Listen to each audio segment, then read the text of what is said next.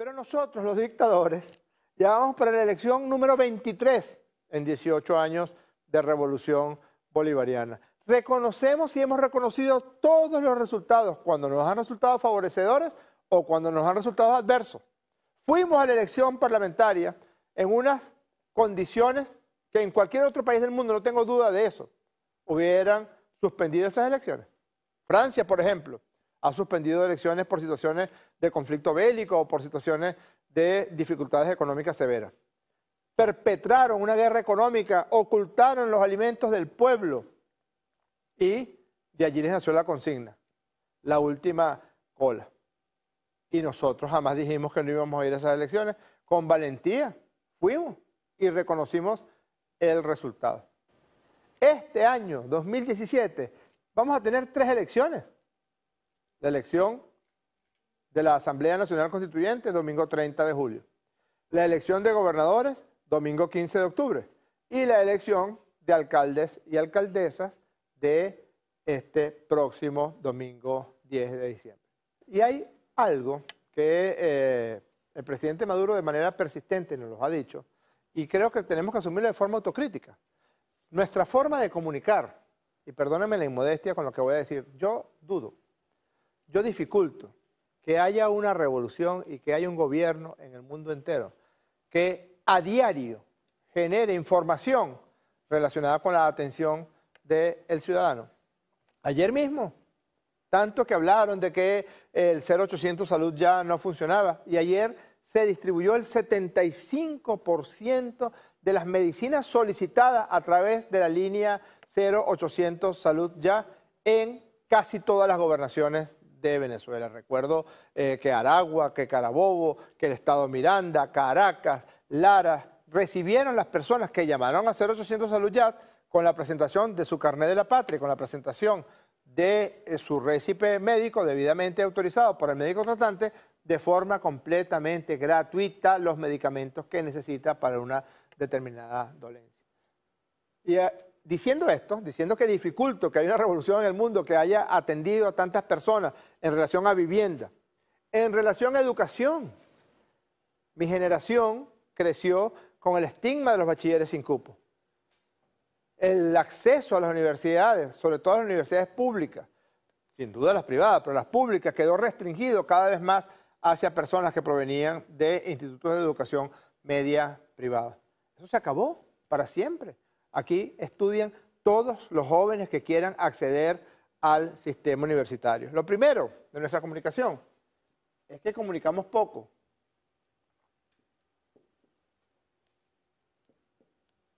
Y muchas veces comunicamos mal. El enemigo tiene un aparato gigantesco, poderosísimo, de contrainformación, de contrapropaganda, de guerra psicológica, con la que muchas veces logra arropar la realidad, sustituye la realidad, lo que hablábamos antes del mundo al revés. Los demócratas queman gente viva y nosotros los dictadores hacemos elecciones, como decía Lula respecto a Chávez. Qué curiosa dictadura y qué curioso dictador es Chávez. En Venezuela hay elecciones cada año y cuando no hay, Chávez le inventa. Y hay que decir, y Maduro también, porque este año tuvimos la elección de Asamblea Nacional Constituyente que no estaba en el horizonte. Comunicar mejor y hacerle seguimiento a los anuncios, a los planes, a los proyectos. Esto es una guerra económica y una guerra psicológica. Una guerra económica que conjuntamente con la guerra psicológica lo que procura es sumir a la población en la desesperanza, sumir a la población en la angustia, en el desaliento. Y nosotros, como es una guerra, nuestros fusiles son nuestras balas de plata, son las balas de plata de la esperanza, son las balas de plata de la atención, del permanente cuidado que el presidente Maduro y el gobierno bolivariano le hacen al pueblo de Venezuela, mientras el enemigo persiste en procurar promover el desaliento. Todo este manejo que hacen a través del dólar guarimbero, todo este manejo que hacen tratando de vender una imagen de Venezuela como un país que está en una situación, han llegado a decir hasta el asunto de la crisis humanitaria, que el primero que lo dijo, por cierto, no fue ni Gandhi, ni Martin Luther King, ni fue ningún defensor de la paz y de la vida, fue un general norteamericano como excusa para procurar una intervención contra Venezuela. Se va a quedar con las ganas, señor. Esta guerra económica la estamos ganando. Nosotros hemos atendido a la población directamente a través del carnet de la patria. Que no logren robarnos la Navidad. Cada año lo intentan, lo han intentado. Para ellos, el desaliento, la desesperanza, la angustia, le produce réditos políticos como ocurrió en el año 2015. Pero eso no va a volver a pasar. Ya aprendimos cuál es el antídoto. El antídoto es atender a las personas directamente. Tienen un instrumento, el carnet de la patria. Y a través del carnet de la patria, Navidades felices, bono navideño, club navideño, cestatique navideño. Justamente. Ellos encarecen los alimentos, los ocultan. Hay una ley de precios acordados, no es una ley impuesta, es una ley donde productores, comerciantes y el gobierno bolivariano se sientan y en base a los costos que tienen estos productores y estos comerciantes se establecen unos precios donde pueden obtener una ganancia suficiente, una ganancia adecuada y no esa robadera que tienen algunos comercios con los alimentos, con el ocultamiento de los medicamentos.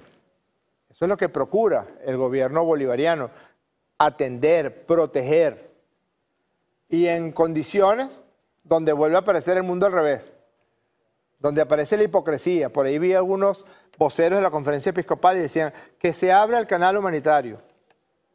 Mire, señores curas de la conferencia episcopal, el canal humanitario, el único canal humanitario que ustedes podrían abrir es callarse la boca y parar la hipocresía. Porque ustedes son, junto con Julio Borges, junto con piscos representantes de la derecha de este país, quienes van a los gobiernos del mundo y al sistema financiero, que es una verdadera dictadura, el llamado sistema financiero mundial, que son una cuerda de multimillonarios que cada cierto tiempo quiebran y se roban los dineros de todo el mundo que confiaron en ellos, y van ustedes a pedir sanciones contra Venezuela. Porque esas sanciones, según sus cálculos arteros, egoístas, mezquinos, miserables, esas sanciones van a redundar en empeorar las condiciones de vida de los venezolanos y las venezolanas y en consecuencia entonces lograrán derrocar al gobierno del presidente Maduro. Pues vayan cayéndose de esa mata de plátano, porque en las peores circunstancias, en las circunstancias de mayor bloqueo, que es lo que estamos viviendo en este momento, y el pueblo de Venezuela debe entenderlo así. Venezuela, con el dinero para pagar los alimentos de los CLAP y los medicamentos, está siendo robada, está siendo tomada sus recursos y retenidos por agentes financieros. No van a lograr doblegar al pueblo de Venezuela, muy por el contrario.